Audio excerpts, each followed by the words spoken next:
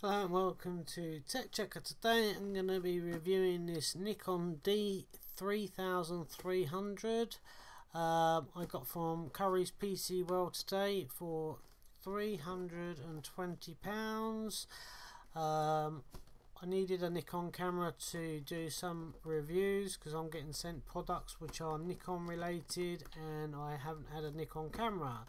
So I've chosen this one. It is one of the, or it is the lowest in the range. There is a new 3400 out. I decided to get this one because one, it's got a nice sensor, 24 megapixels. It also does 1080p video and it has a microphone input as well. So enough chit chat. I've never had a Nikon camera before. Well, I had one years ago as a 35mm film camera. This is the first DSLR Nikon I've had. I've got the Sony A77 and the Canon 7D, so I'm now in the Nikon club as well. So it comes in this box. It's quite a large box. On the bottom it's got some information. It comes with a kit lens 18 to 55. Now I looked up the lens. If you want to buy the lens alone, it's nearly £100, so you can knock that off the price of the camera. So basically the camera body has cost roughly 230 quid, so very good value. Let's open the box up. So we've got two boxes. One is the kit lens, put that to one side, and the other is the camera itself. So let's see what we get in the box. So we get a CD, Windows and Mac, so that's good. I can use that on my Mac computer. A Nikon service warranty.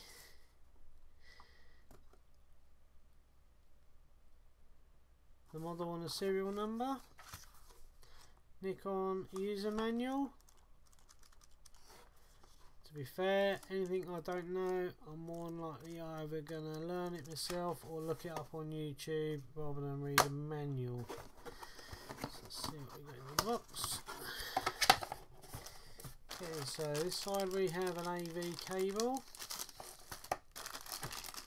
a European plug adapter, a Nikon strap, a USB cable, a UK plug, a battery and a charger. So I'm going to need the battery and the UK part and the charger. Take those out for a second. The rest of the stuff I'm not going to need for a moment. Get that back in there. And then we've got the camera body. Anything else in there? Let's move this out of the way.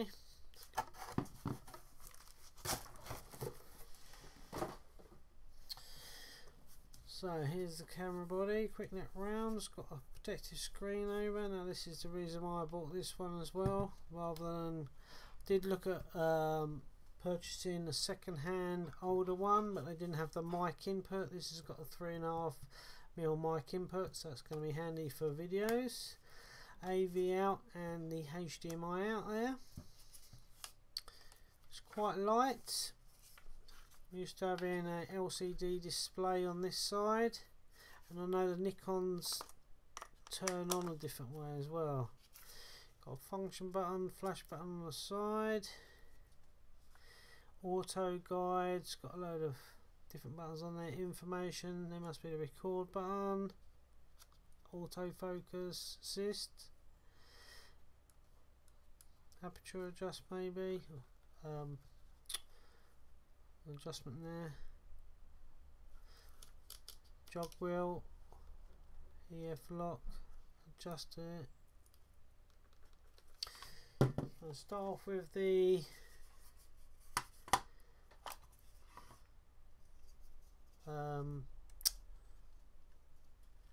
adapter to get it to work. So I'm going to charge up the batteries. Clips in like so. There's a Nikon battery. Says that you will get up to 700 pictures from one battery charge, so that's going to be quite good. I'll stick it on charge in a moment. So let's have a look at the kit lens. So the kit lens comes with it.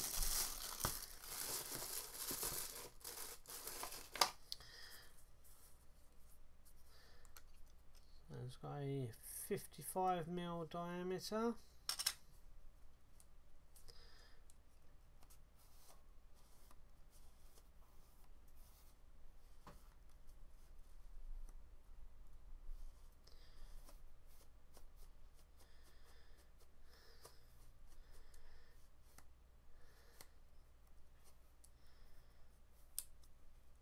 Right, it's got an L there. I wonder if that's to... maybe I might need to look that up. It's got an L, that might be to lock it in place. I might need to use the manual. Made in Thailand. Focus ring on the front there. So let's connect the body and the lens together. Turns the opposite way from what I'm used to. There's the bottom of the plastic, not metal. So line the two up, turn lock on. Interesting to see if there's any charge in this battery. So the battery, pull it over, and then it fits in like so. Close that up. Turn it on for the first time. This is what language? Go for English. Now I'm in two minds whether to set it up as London or whether to set it up as an American so I can get NTSC.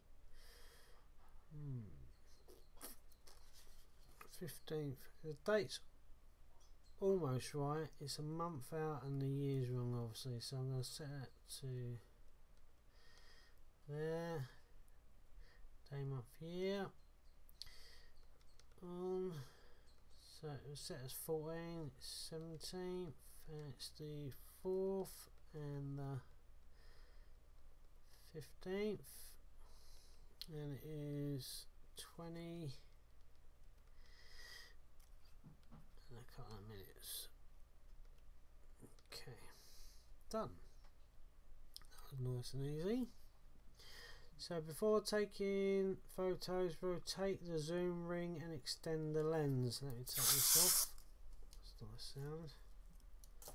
On the side, so you must have to do that before you can actually take a photograph.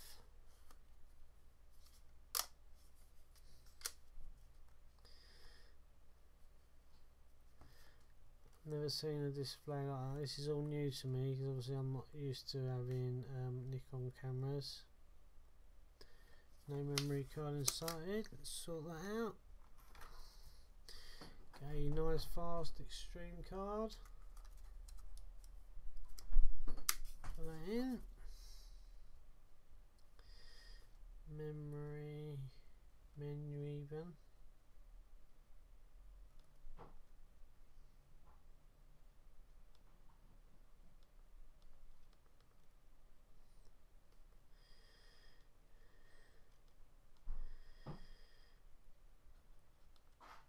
The playback menu, image quality, want raw and fine,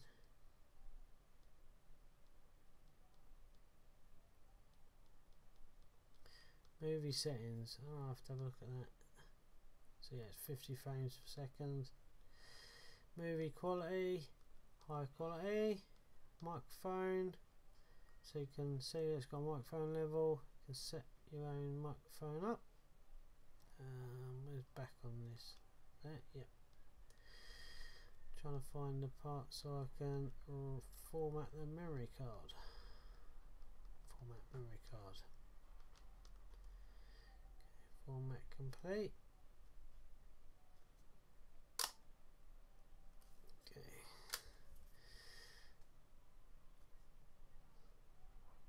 So the battery's really low.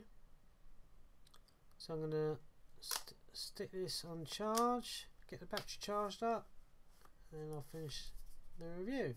So I'll be back shortly. Charge the camera up.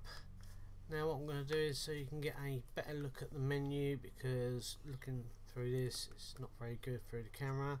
So I'm going to connect it up to a HDMI port like so. Turn it on, and now hopefully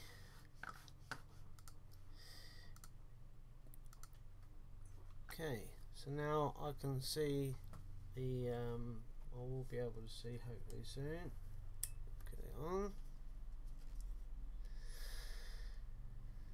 Menu.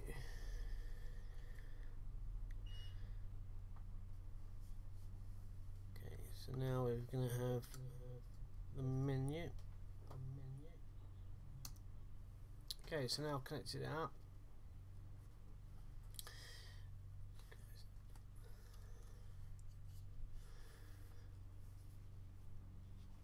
So you've got video menu, NTSC or PAL, HDMI. You can have it as different resolutions. I'll stick it as 1080p. Wireless mobile adapter.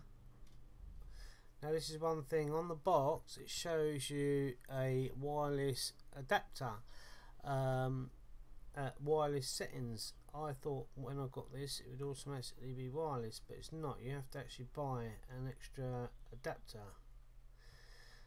Firmware version. Camera is 1.1, the lens is 2.015. I'll have a look and see if there's an update for that. So that's that. Let's start from the very top. So we've got playback. We've got playback folder, image review, rotate tool. What these are. Center smartphone, which obviously I can't do because I don't have the thing for it. So these are all the menus. Autofocus mode, view the viewfinder,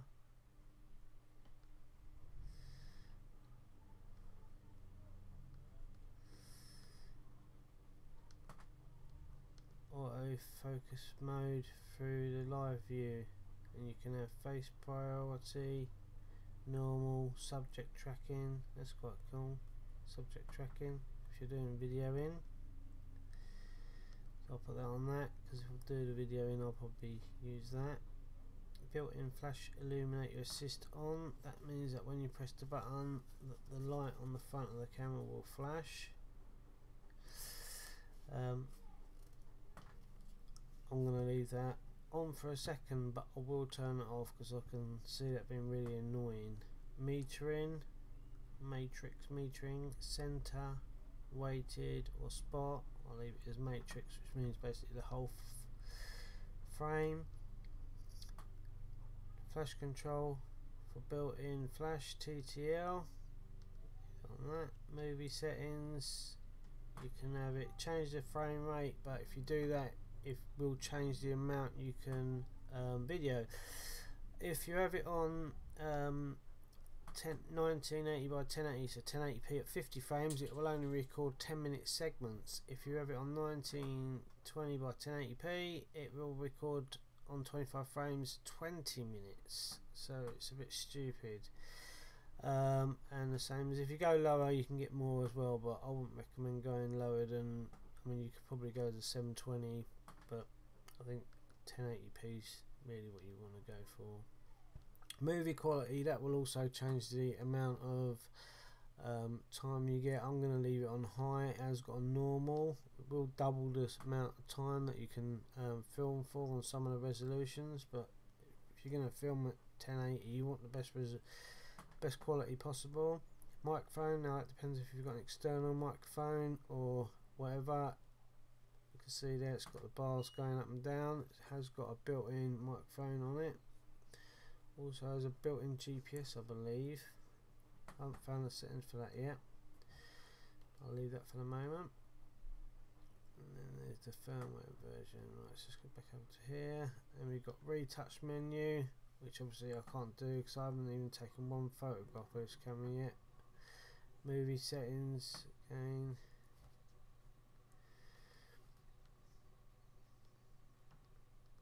Yeah, the menus are pretty basic.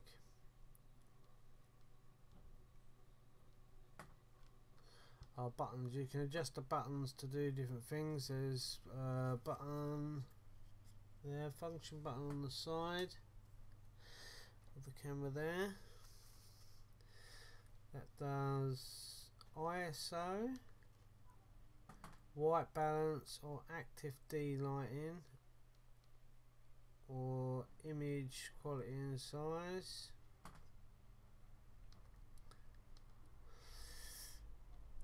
AEL and AFL button, and then shutter release button. Shutter release button AEL.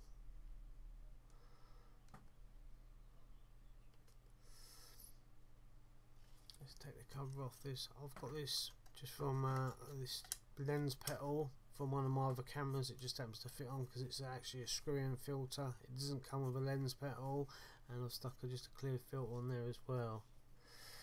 So then we've got, that's it, live view. If I put the live view on,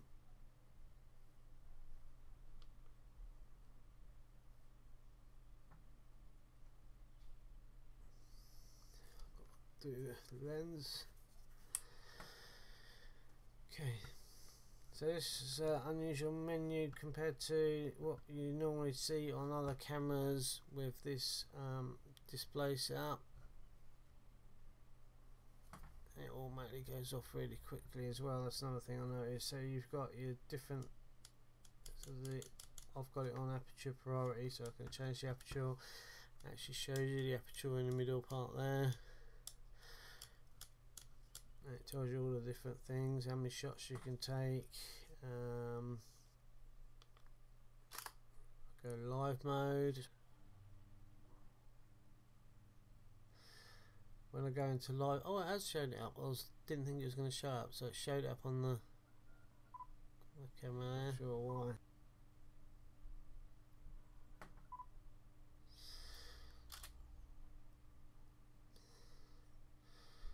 Don't know what happened there because it just went back off of live mode and I didn't press anything. Go back onto live mode.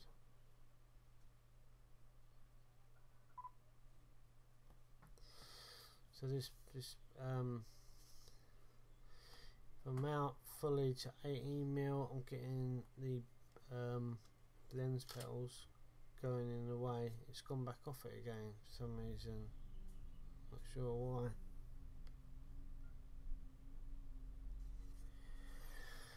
So when you look through the viewfinder, it looks like you're getting no problems on each corner, but when you go to live view, you can see the edges of the lens petal until I zoom out just a tiny bit. So it just shows you that the viewfinder isn't 100%.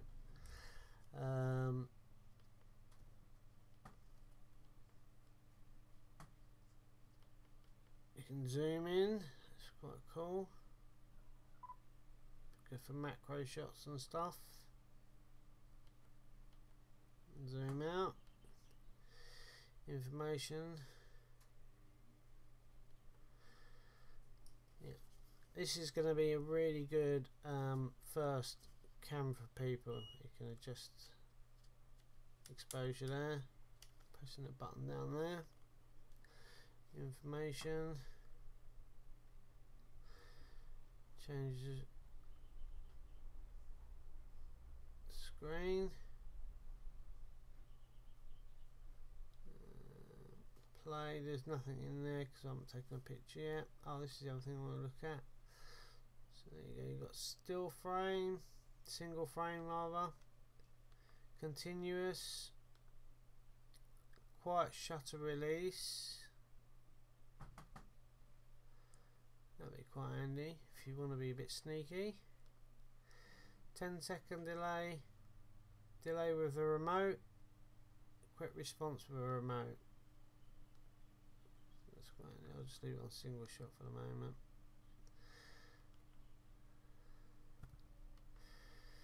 I haven't seen anything where it tells you like screen off after a certain amount of time.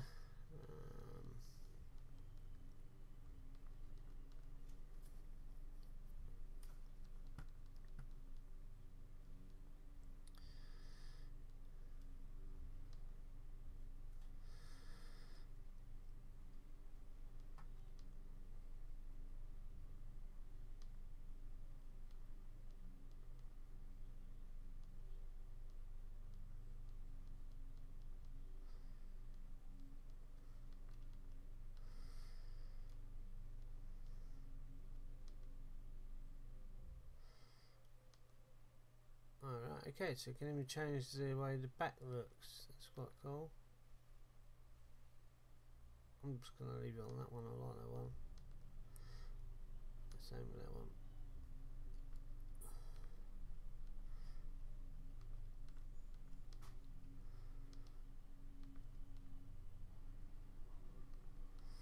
I wonder what that auto info display is.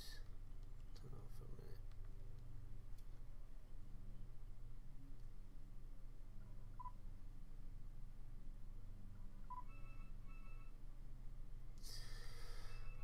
So that's that.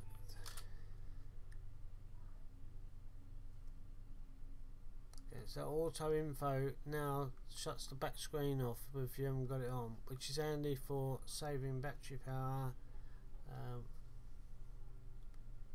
Put that back on, put that back on, and then it comes back on. So if you have it off, it's going to save this screen being used, so then it'll save your battery power. So the next thing to do is take some video and some stills and see how this performs, and hopefully this has been of some help to you.